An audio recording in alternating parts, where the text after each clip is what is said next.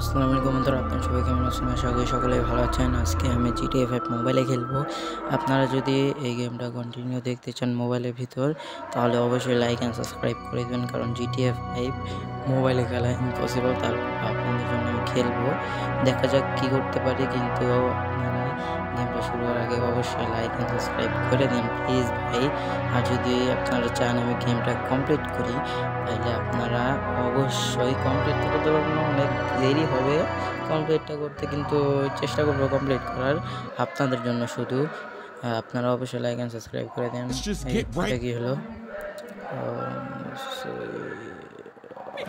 ও আচ্ছা, ঠিক আছে গাইস, একটা সমস্যা ছিল।